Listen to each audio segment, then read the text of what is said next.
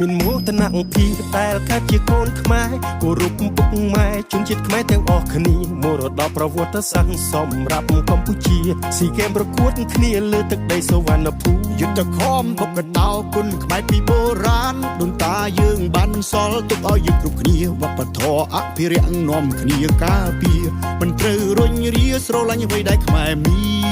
នបងប្រុសប្រុសសង្ហាខ្ញុំសូមជម្រាបសួរចារំលែងចង្វាក់ខ្មែរអភិវឌ្ឍណារៀមរាបារម្ភមិនសូវស្ទាត់អូនបងរៀនបានណារំចាប់ចង់ទៅណាអូនជូនបានណាថ្លៃបងចង់ទៅទស្សនាប្រាសាទបុរាណស្រាវជ្រាវឈ្មោះទាំងប៉ុន្មានឲ្យបានយល់ពីអត្ថន័យចម្លាក់នៅលើប្រាសាទគេដូនតាអស្ចារ្យក្រៃនាមកូនខ្មែរប្រុសស្រីសូមសន្យាខិតខំថែមើលយើងមកគ្នាទៅនៅប្រាសាទខ្មែរមើលយើងក្រោយហើយខ្ញុំមកហូបខ្មែរមើលរបាំហើយយើងបែកផ្លែពិសេសទៀតនោះយើងគាត់ត្រូវ